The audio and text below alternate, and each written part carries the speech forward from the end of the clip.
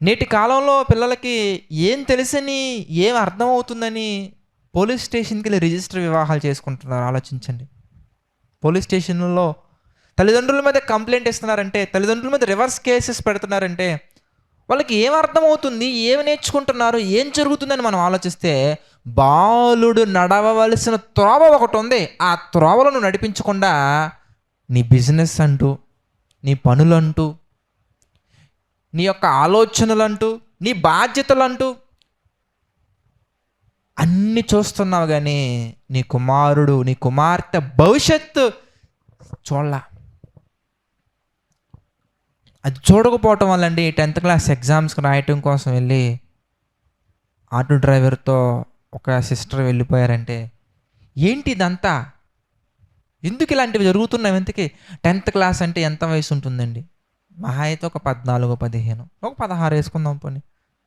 16 years వయసులో 16 years ఏజ్‌లో ఒక చెల్లెమ్మ అలా వెళ్ళిపోవటం అంటే, పోనీ ఒక ప్రాంతంలో ఒక చెల్లి మాత్రం అనుకుంటే కాదండి. ఒక 2, 3 సంవత్సరాలు అటు ఇటు తేడా అంతే. ఇంటర్‌లో వెళ్ళిపోయే వాళ్ళు ఉన్నారు. 9th క్లాస్‌లో వెళ్ళిపోయే వాళ్ళు ఉన్నారు. ఏవండీ కొన్ని పరిస్థితులను బట్టి ఒక స్కూల్ నేను విజిట్ చేయాల్సిన అవసరం వచ్చినప్పుడండి, అక్కడ తెలుగు బోధించే ఒక ఉపాధ్యాయుని నేను కలవటం జరిగింది. కలవాల్సిన అవసరం వచ్చింది. అలా వెళ్తూ ఉన్నప్పుడు లంచ్ బ్రేక్ అండి. ఆ టైంలో ఒక అమ్మాయి ఒళ్ళో ఒక అబ్బాయి పడుకొని, 9th క్లాస్ అండి, పడుకొని చక్కగా దానిమ్మ గింజలు చక్కగా తింటూ ఉన్నారండి అలాగా. ఏంటి సార్ మీరు వాళ్ళని ఏమనట్లేదు, చూసి అలా వచ్చేస్తున్నారంటే, మీరు అలా అనకూడదండి. నేను వెళ్ళి వాళ్ళని గద్దిస్తే నేను వాళ్ళని కొట్టేశానని చెప్పేసి నా మీద కేసు పెడుతున్నారండి. ఆల్రెడీ 2, 3 సార్స్ మీద అలాంటి చర్యలు తీసుకోవడం జరిగింది పిల్లల్ని ఏమనొద్దని. వాళ్ళని ఏమన్నా కానీ వాళ్ళు నేరుగా కంప్లైంట్ ఇస్తున్నారు. మనం ప్రూఫ్స్ చూపించినా కానీ వాళ్ళు మానసికంగా దెబ్బతింటారు, వాళ్ళని ఏమనొద్దని అంటున్నారండి. స్టూడెంట్స్ అంటున్నారండి అని చెప్పేసి మాట్లాడుతున్నారండి. ఎంత ఉపాధ్యాయులైనా, ఎంత టీచర్స్ అయినా, సార్స్ అయినా కానీ వాళ్ళు ఎదగటానికి సహాయపడతారు కానీ, వేరుల్లోనే ప్రాబ్లం ఉంటే ఎలాగండి? రూట్స్‌లోనే ప్రాబ్లం ఉంటే ఎలాగండి? వాడు బాలుడుగా ఉన్నప్పుడు నడవవలసిన త్రోవను నేర్పించకపోవటం వలన,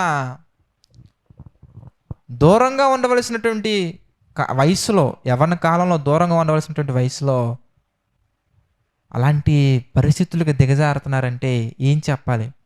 ఎలా మాట్లాడాలి? వీళ్ళే కదా రేపొద్దున మళ్ళీ పారిపోయేది. వీళ్ళే కదా రేపొద్దున పోలీస్ స్టేషన్‌లో మనకు కనిపించేది. వీళ్ళే కదా మనకి ఏవేవో మనకి చూస్తూ కనిపించేది. వీళ్ళే కదా న్యూస్ మీడియాలో మనకు కనిపించిన తర్వాత ఆ పాపే కదా వాడు నన్ను మోసం చేసాడని చెప్పేసి మీడియా ముందు వచ్చి ఏడ్చేది. లేదా వీడే కదా ఆ అమ్మాయి నన్ను మోసం చేసిందని చెప్పేసి కోర్టుల చుట్టూ తిరిగేది. ఏంటి ఇవన్నీ అని మనం ఆలోచిస్తే, my dear brothers and sisters, my dear parents, problem ఎక్కడుందంటే గారాబం చేస్తాం మనం. ఏమంటే ప్రతి తల్లి కూడా, ఇది ఎక్కడ కాంపిటీషనో నాకు తెలియదులే కానీ, తండ్రి కంటే గొప్పగా పిల్లల దృష్టిలో పేరు సంపాదించుకోవడం కొరకు ప్రయత్నిస్తారండి. ప్రతి తండ్రి కూడా అదేంటో కానీ తల్లి కంటే గొప్పగా పేరు సంపాదించుకోవడం కొరకు ప్రయత్నిస్తారండి. మిగిలిన పేరెంట్స్ కంటే మేమే నిన్ను బాగా చూసుకుంటున్నామని పేరు సంపాదించుకోవడం కొరకు ట్రై చేస్తారండి. మిగిలిన చుట్టాల కంటే నేనే బాగా చూసుకున్నానని పేరు సంపాదించుకోవడం కోసం ప్రయత్నిస్తారండి. ఇలా ప్రయత్నించి అందుకే దేవుని యొక్క వాక్యము ఒక మాట స్పష్టంగా మనతో తెలియచేస్తూ ఉంది. రోమీలకు రాసినటువంటి పత్రికలో 10వ అధ్యాయంలో ఒక మాట చూద్దాం ప్రియులారా.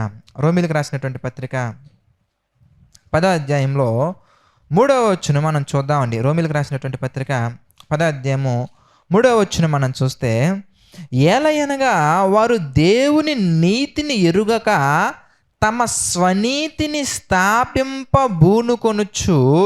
దేవుని నీతికి లోబడలేదు.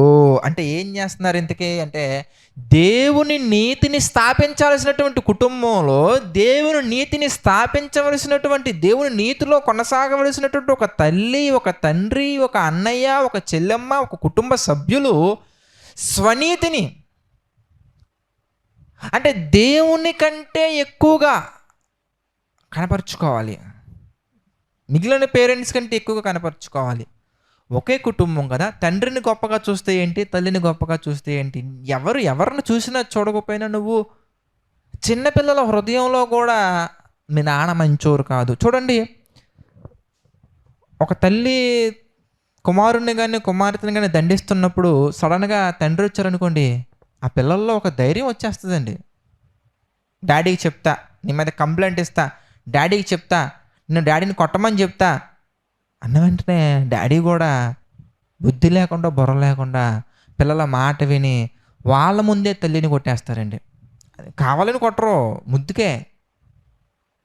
అప్పుడు వాడు కూల్ అవుతాడండి, కామ్ అవుతాడండి. అప్పుడు మనం ఏం నేర్పించాలి వాడికి? తప్పు నాన్న, అమ్మ మీద అలా కంప్లైంట్స్ ఇవ్వకూడదు, అలా మాట్లాడకూడదు, మమ్మీ కదా అమ్మ కదా, ఇది కదా నేర్పించాల్సింది. వాడు ఏదో అన్నాడని చెప్పేసి నువ్వు వాడిని ఆడి ముందు అలా కొట్టేస్తావు. ఇంకా కజిన్స్ ఉంటారు కదండి, మామయ్య లేదంటే అత్తయ్య లేదంటే అక్క చెల్లెలు ఉంటారు కదండి, వీళ్ళ మీద కూడా పిల్లలు కంప్లైంట్స్ ఇచ్చినప్పుడు పిల్లల మాటలు విని పిల్లల ముందే కొట్టడం నేర్చుకుంటే అంటే ఏంటి? ఇక్కడ ఫాదర్ హీరో అవ్వాలి, దేవుడు విలన్ అవ్వాలి. దేవుని యొక్క మాటలు విలన్ అవ్వాలి, దేవుని యొక్క మార్గం విలన్స్గా మారిపోవాలి. దేవుని యొక్క మార్గాలు అనేవి నచ్చకూడదు. ఫాదర్ మాత్రమే హీరో అవ్వాలని చేసావు కనుక వాడు పెద్ద అయ్యాక నీకంటే మంచి హీరోని చూసుకున్నారు, మంచి హీరోయిన్ చూసుకున్నాడు, అందుకే నిన్ను వదిలేసి వెళ్ళిపోయాడు అంతే. చూసారా ఎంత దారుణం?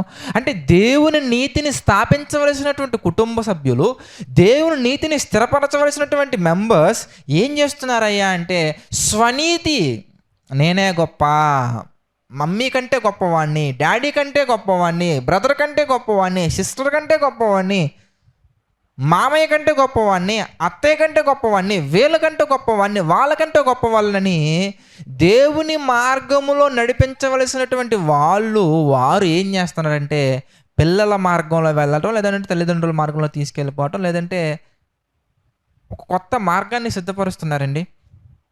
There is new path. అంటే దేవుడు ఏం చెప్పారు, ఏం చెప్తున్నారు, మనం ఏం చేస్తున్నాం అనేది పట్టించుకోం. అసలు వీటి మీద అవగాహన లేకుండానే, పిల్లల్ని ఎలా పెంచాలనే వాటి మీద అవగాహన లేకుండానే పిల్లలకి ప్లాన్ చేసుకొని పిల్లలు పుట్టిన తర్వాత వాళ్ళని ఎలా పడితే అలాగా కేర్లెస్గా పెంచే తల్లిదండ్రులు కూడా ఉన్నారు. వాళ్ళని పట్టించుకోరండి. కొంతమంది అయితే ఎవరో ఒకరి దగ్గర పడేసి వెళ్ళిపోతారు అంతే. కొంతమంది హాస్టల్లో వేసేస్తారండి. కొంతమంది మరీ దారుణం, హాస్టల్లో వేసేసి వెళ్ళిపోతారు అంతే. ఎక్కడికి వెళ్తున్నారు ఇంతకీ? సంపాదన. ఏం సంపాదించాలి? వాడి భవిష్యత్తు కోసమేగా. వాడి భవిష్యత్తు కోసం ఆలోచించినటువంటి నీవు, ఆమె భవిష్యత్తు కోసం ఆలోచించినటువంటి నీవు, నీ నీడలో దేవుని చూపులలో, దేవుని కనిసన్నలలో పెరగవలసినటువంటి వారు అక్కడ నువ్వు హాస్టల్లో పడేస్తే ఎన్ని బూతులు నేర్చుకుంటారు, ఎన్ని దొంగతనాలు నేర్చుకుంటారు, ఎన్ని గోడలు దూకడం నేర్చుకుంటారు, ఎన్ని అబద్ధాలు నేర్చుకుంటారు, ఎన్ని క్రిమినల్ థాట్స్ నేర్చుకుంటారు. నీ మీద ఎంత ద్వేషం పెంచుకుంటారు, నీ మీదే ద్వేషం పెంచుకుంటారు. ఎందుకంటే మా అమ్మకి మా నాన్నకి నాకంటే సంపాదన ఎక్కువైంది. తర్వాత అన్నం తినేటప్పుడు లేదా అన్నం తినిపించేటప్పుడు నీ ఎమోషనల్ డైలాగ్స్ కొన్ని ఉంటాయి. నీకోసం నేను రెక్కల మొక్కలు చేసుకొని అక్కడ ఎండలో అలా కష్టపడుతున్నా, ఇక్కడ ఎంత కష్టపడుతున్నా, నీ కొరకు నేను అది చేశా, ఇది చేశా, ఎంత చేసావు, కానీ నీకు అంత ఎనర్జీ ఇచ్చిన దేవుడి గురించి చెప్పవా? దేవుని కృపను బట్టి నేను ఎంత పని చేయగలిగానన్నా, దేవుని కృపను బట్టి నేను ఇన్ని పనులు చేయగలిగానన్నా, దేవుని కృపను బట్టి మనం ఎంత గొప్పవాళ్ళగా అయ్యానని మనం చెప్పగలుగుతున్నాం. ఇంతకీ ఇలాంటి ఏవి నేర్పించవండి, ఇలాంటి ఏవి చెప్పవండి. ఏం చెప్తామయ్యా కేవలం అంటే నువ్వు హీరో అవ్వాలంతే, నువ్వు నీ కుమారుల దృష్టిలో హీరో అవ్వాలంతే. My dad is my hero అనాలి, my mom is my hero అనాలి, my mom is best friend అనాలి.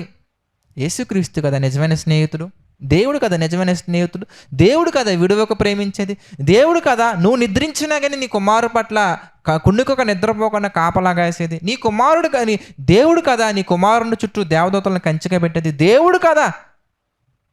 నీ కుమారునికి ఏదైనా యాక్సిడెంట్ అయితే నువ్వు ప్రార్థన చేసేది దేవునికే కదా. మరి నీ గొప్పతనం ఏంటి? ఇంతకే దేవుని చేత వాడబడుతున్నటువంటి ఒక సాధనమే నీవు.